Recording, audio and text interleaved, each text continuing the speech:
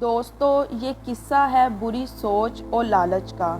ایک گاؤں میں گوالا جیمز رہتا تھا۔ وہ اور اس کی بیوی گاؤں میں دودھ بیچتے۔ جیمز اپنے جانوروں کا بہت خیال رکھتا، ان کو صاف ستھرا رکھتا، جس کی وجہ سے اس کی گائیں بہت اچھا دودھ دیتی۔ سارے گاؤں والے جیمز سے ہی دودھ لیتے اور کافی تعریف کرتے کہ تمہارا دودھ بہت اچھا ہے، اس سے ہمارے بچوں کی بھی صحت اچھی ہوتی ہے۔ لیکن جیمز اپنی آمدن سے خوش نہ تھا۔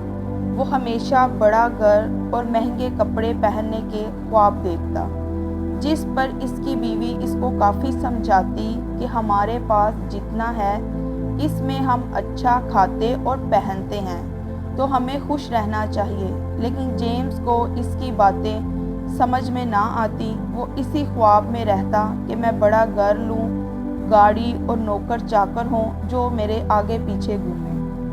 وہ روزانہ اسی سوچ میں گم رہتا کہ زیادہ پیسے کہاں سے کماؤں۔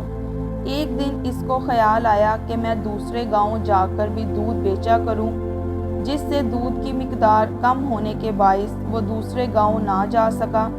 پھر اس کو خیال آیا کہ اس کے لیے مجھے نئے جانور خریدنے پڑیں گے۔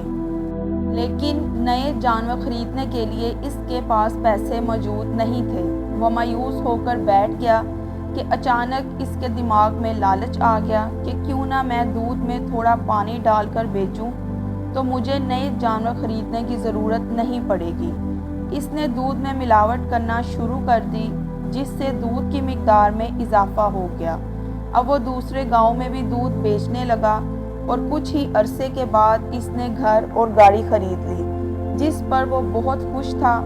اب اس نے سوچا کہ میں امیر ہو گیا ہوں، میرے پاس اتنے پیسے موجود ہیں کہ میں اپنی گائیں بیچ کر کوئی دوسرا کاروبار کر سکوں۔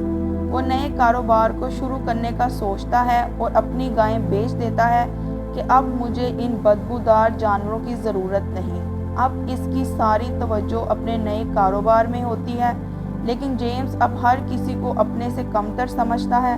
وہ نہ کسی کی مدد کرتا اور نہ ہی کسی کو بلانا پسند کرتا۔ جیمز کا کاروبار ٹھیک چل رہا تھا۔ وہ اب اپنی زندگی میں بہت خوش تھا کہ اچانک ایک دن جیمز کی دکان میں آگ لگ جاتی ہے اور اس کا سارا سامان جل جاتا ہے اور سارا کاروبار ختم ہو جاتا ہے۔ لیکن جیمز اب بہت پریشان ہوتا ہے کہ اب آمدنی کہاں سے آئے گی اور گھر کیسے چلے گا۔ جیمز کو اپنی گاڑی اور گھر بیچنا پڑا۔